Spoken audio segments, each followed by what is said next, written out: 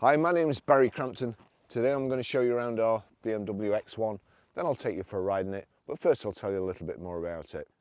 It's a 2-litre petrol xLine Auto xDrive. 2017 on a 17 plate, has done 19,996 miles at the moment, MOT till the 18th of the 1st 2023.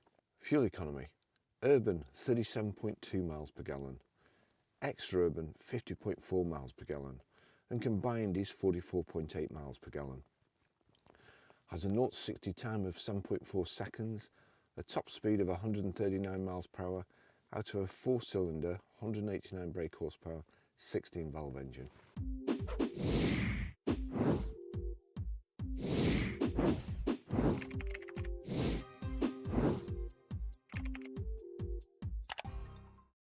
So first thing, it hasn't got privacy glass. I think it's so much better for not having privacy glass. I think it looks really classy. We've got the chrome window surrounds, we've got the aluminium roof bars on here, power folding door mirrors, the xDrive 2-litre badges, then these kind of snowflake design alloy wheels, the dark silver and diamond cut, beautiful looking wheels I think.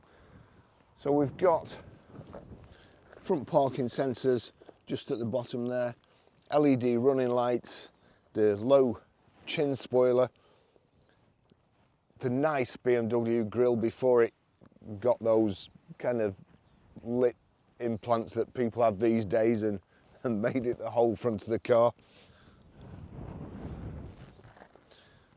So there's plastic wheel arch protectors and also this sill protector here. Nice styling. I think this car is pretty discreet and good looking. Got the shark fin roof aerial, rear spoiler, power open, tailgate, and you can adjust how high up the tailgate goes from the inside from the iDrive, which is handy because I kept banging my head on it and I only discovered it before when I was looking for the service history.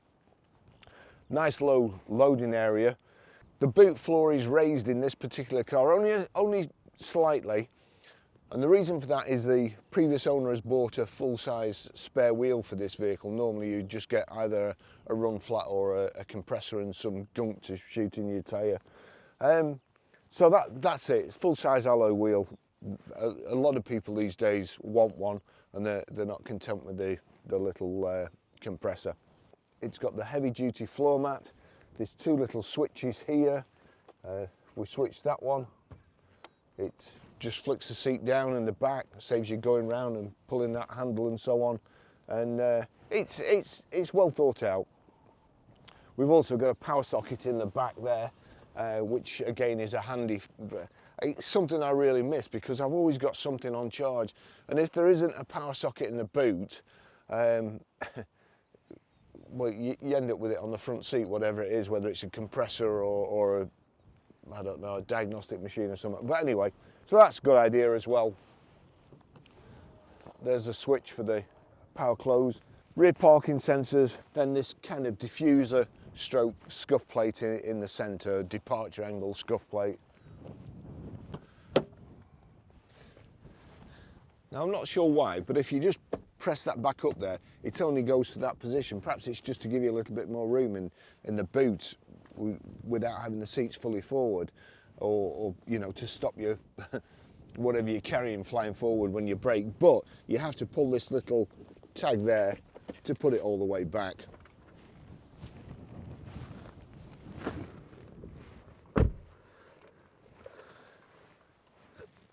Being careful to keep my feet on the mats because this car is absolutely mint. It's like brand new, it really is. Very surprised if anybody had sat on these in the back here on the seats. Plenty of headroom. The roof lining's made of lovely material too. These airbags in the A pillar, the B pillar, the C pillar, and the third inertia reel seat belt comes out of the roof there. Just get that back. Isofix rear child seat anchor points. Rear armrest. There we go, we've got 2 cup holders. It's lovely, it's got the factory overmats, these parcel nets on the back of the seats here, the like cutouts in the back of the seat to give you more knee room, and this oyster, I think it is, oyster leather, or the colour is oyster leather, and it's got contrast stitching. So as I say, I mean, sat in here, it just looks like a brand new car. Just you could be in the showroom, and it is lovely. Again, these piano black insets to the dash, the door cards, and the gear tunnel. It's a lovely vehicle. Now, I had my seat there where I would normally drive, which is quite a long way back, and there was still quite a lot of leg room in the back of the BM. So that's kind of made up of the seating position and the high roof. You rather than having your legs stretched out in front of you, they go straight down and not uncomfortable. I forgot to show you under the bonnet. So it's a bonnet release, and it's with a safety catch, so you have to pull the bonnet release twice to get the bonnet up. You just pull it once, you're not going to do it. And there you go, it just comes straight up there, so there's no catch to fiddle around with. That's quite a good design, although if I'm honest, I'd prefer the safety catch under the bonnet, and at least I know it's there. Anyway, engine's lovely, and even though Lance has cleaned this, the car's a credit to its previous owner. It's been kept very, very nice, well looked after. Okay, let's go for a ride.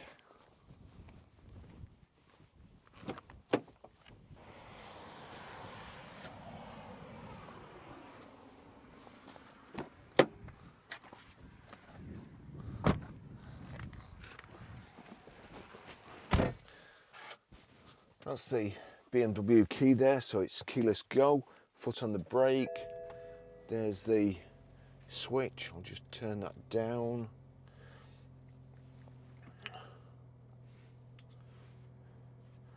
Put the nav on. Right, here we go, service history. 16th of 4th, 2019, 12,846 miles sit in a BMW. 16th of 12th, 2019 at 16,899 miles sit in a BMW. 16th of 3rd, 2020 at 17,325 miles sit in a BMW. 4th of 3rd, 2021 at 19,115 miles sit in a BMW. 15th of 4th, 2021 at 19,286 miles sit in a BMW. And it's done 19,996 miles at the moment. So off we go. Now, I'm supposedly going on holiday next week, next Monday, and as usual, whenever I go on holiday, things go absolutely mad, and poor old John's running around like I don't know what, but the week before, so am I. This morning, 2 of my GoPros won't switch on. That one, I couldn't see the picture, so I don't know whether it's recording or not. I've had to switch this Insta camera on, which is a 360 camera. That keeps switching off on its own. I don't know what's happened, whether there's been an update on iPhones overnight, but anyway, it's all gone to pot this morning. I've had to replace the camera up on the window with this, with my DJI. So you'll have to bear with me for this video. Back to the car. Lovely car. Suspension's not too hard, not too wallowy. It's just certainly just right on these country roads, and on the motorway coming up, it was brilliant. Got power folding door mirrors, automatic. Knock the gear selector over like so, change down, knocking away from you like so, and up, pulling towards you. Alternatively, you can use the paddle shift on the steering wheel It's nice, a sporty feel to it, but not too bad. You've got this programmable. You've got these modes here. You've got Eco Pro there. And there you go. That's changed the dash here, and it shows me how much fuel I've regained, or not regained, how much fuel I've gained over and above what I would normally get by using the Eco Pro mode. At the moment it's saying 0.4 miles. There's a gauge there, which you can get to through the dash. It's just showing blue at the moment. I'm braking. So normally that puts charge back in to the battery. And then as I'm accelerating, there you go, it's going down. I don't actually, that display as the gearbox seems to be about face to me. So let's just see if I can get that. Pressing the end here changes your information display.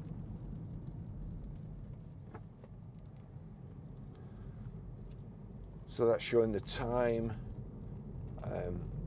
what gear you're in, how much fuel you have before you need to fill up, outside air temperature, mileometer, and also the trip counter. That's showing average miles per gallon, average miles per hour. Just get around a certain death corner before we do any more.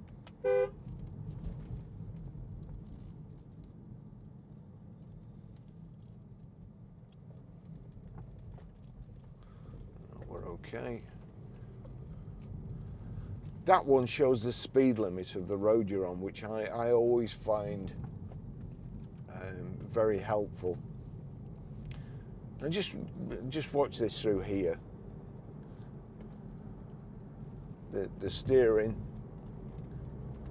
the acceleration with it being a petrol, but the handling of it for a four-wheel drive.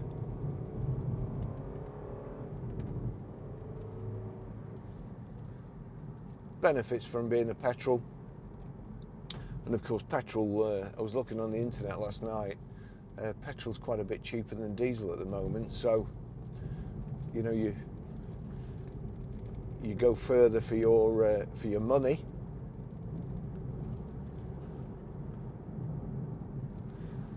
So from there, that's into comfort. Comfort's where I'd have it all the time. And then you've got sport. Changes the display on the dash, shows you what's been altered. The throttle certainly seems more responsive. So that's, as I say, that's in sport.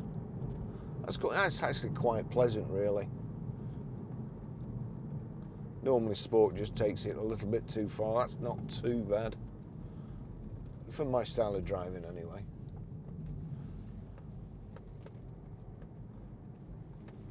But back to comfort.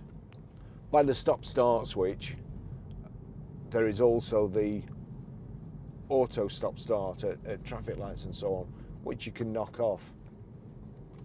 This car it really is the steering wheel. You know, there's no wear on it, so the steering wheel feels like brand new. Everything is absolutely mint. I can't see any marks on it anywhere. And it drives like a new car. 20,000 miles, you'd have to expect it would.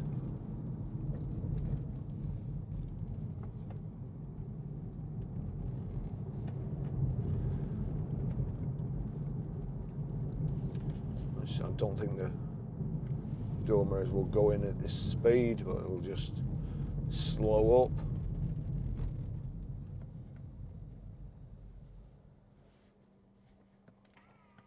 There you go. There's the powerful door mirrors. The BMW iDrive, it's on nav at the moment. But if we go into, got menu there, we can turn it down to vehicle information. like so. Vehicle status, and then that tells you we need air in one of the tyres to start off with, but we'll take it down to service requirements, and there you go. Service, got brake fluid, time inspection, engine oil and vehicle check, so we'll do that. And that's the service history. Again, BMW and Mercedes are so arrogant. They the things they do, like this service history on the car, and there's a number of it. That means absolutely nothing really. You know it's been serviced, but you don't know who's done it. Click on it there, it tells you what's been done. It's a reasonably good idea, but you know, for the future, I mean, I've been in the job long enough to remember dealers that have been in business and gone out of business, and trying to chase a dealer that's just a number. It's pretty impossible, and then you ring up BMW to find out who it is, and depend on who you get, they may tell you or they may not. It just depends on their idea of the GDPR rules. So I often see that chap up here. He enjoys his motorbiking, which is great to see. Big smile on his face always. So back to the car. So back to menu there. You've got settings, into settings, Eco Pro mode. So that's, there you go, that's Eco Pro limit. Honestly.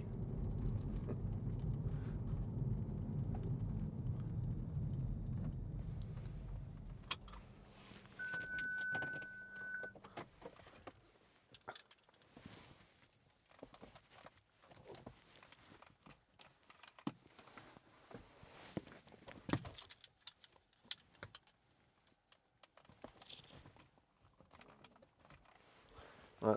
While I'm at it, I'm not going to switch it on yet, but who designs seats? Who designs the angle of seats? Who makes it so that if you put anything on a seat at the front, it slides all the way down to the bottom? Like, you come out of the fuel station, you put your debit card on the seat, it slides down and goes down the back there, and then that's the last you see of it. It's stuck. You know, who designs sinks so that soap stays in the soap dish until it's actually wet, and then it slides off and goes in the sink all the time? It amazes me. Who designs these GoPros so that they go off at the most inconvenient moment, or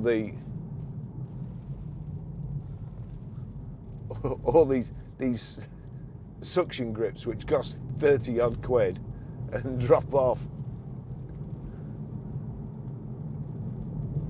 I don't know. Unbelievable. Anyway, it's a good car. The GoPros and stuff like that. Mind you, that's an Insta camera and that's a DJI. They've all got the faults.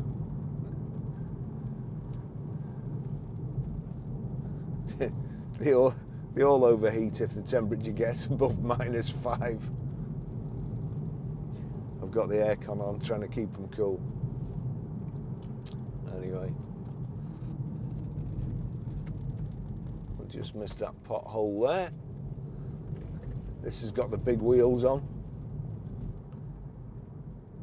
and I think actually, yeah, because I was talking to somebody who's got one of these, and he loves it. He says it's fantastically economical, but he wanted the don't think you could get a spare wheel, because the 19-inch wheels, I think they're run flats, and I don't think you could get a spare wheel, and you can only get that with 18-inch options, I think. So obviously that's why this chap has was very courteous of that cyclist. Obviously this is why this chap's bought one, probably aftermarket, and it's in a nice bag in the back there. He's done a bit of DIY, put a couple of buttons along the side to keep the boot floor up.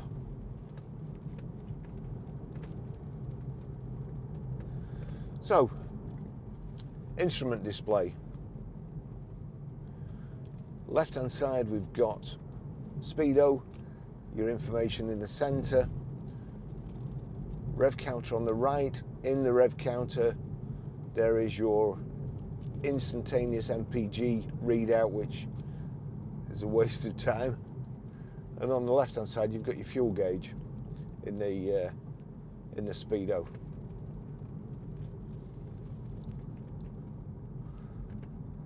We've got collision warning on this, I think. So Eco Pro doors, keys, climate, speed. Speed there, set a warning. We don't want that. Speed limit assistance, sound. So you can adjust the sound system. That's my adjustment there. It was on nothing before. Sound system's great. We've got sat-nav, Bluetooth hands-free, Bluetooth audio streaming. I said it's lovely leather. It is really mint, and it's this perforated design here, kind of shadow perforations. The piano black insets, aluminium all along the dash there.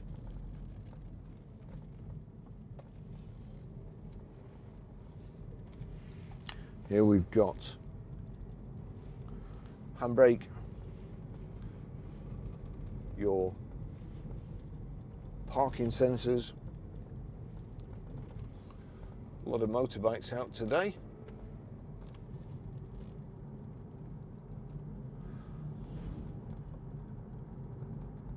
Now that is coasting. You can feel it.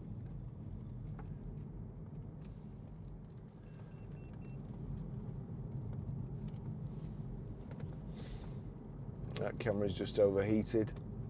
We've got the aircon on full blast. This week, it was stressful last year before I went away. And this year, it's even worse.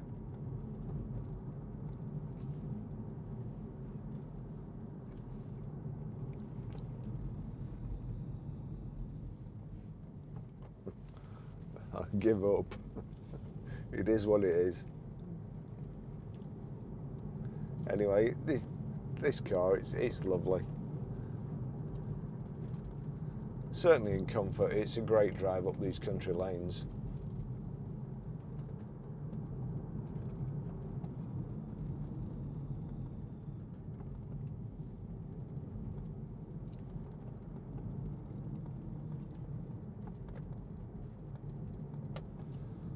Some sheep. Coat looks a bit ratty.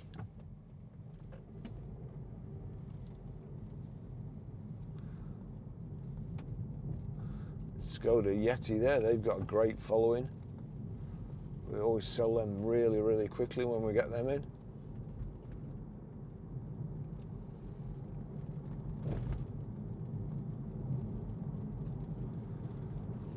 BMWs, I normally go on about the suspension and how awful I think it is, but this is good. And I'm not just saying that because we're selling it either. It's okay.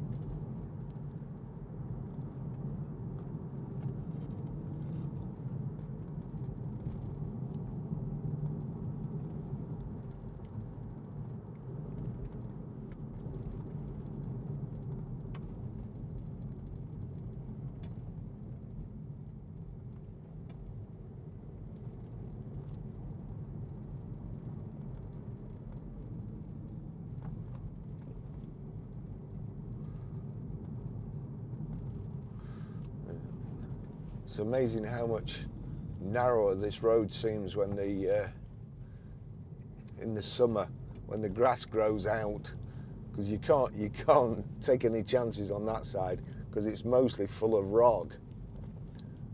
So if you think, oh, I'll just knock a bit of fern out of the way, you'll end up losing your front wing.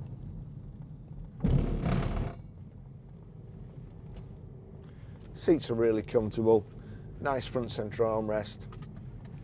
There you go, you've got storage space in there, and if I lift that up, there's more storage space underneath, and then there's a USB in and also an auxiliary.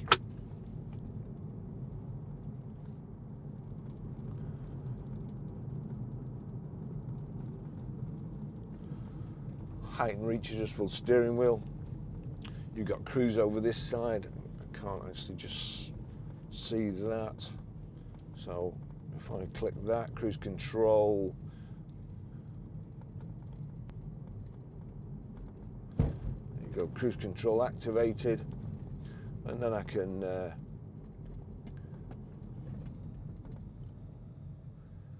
he looked like he was just going to launch himself. Obviously knows I've just set in the cruise control. Wanted to cock me up. So again,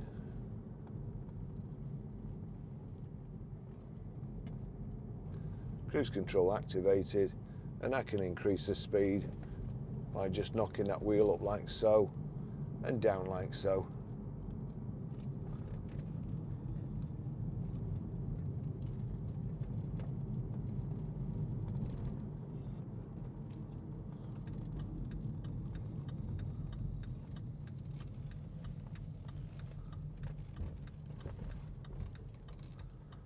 So there you go. Lovely car, great to drive, absolutely immaculate. It's a petrol as well. I think there's plenty of diesels out there. I'm not so sure about petrol, so if you are a petrol head, then this is the car for you. And also, if you're a petrol head and you need four-wheel drive, then this is definitely the car for you. Thanks for watching. I'll see you in the next video. Bye-bye.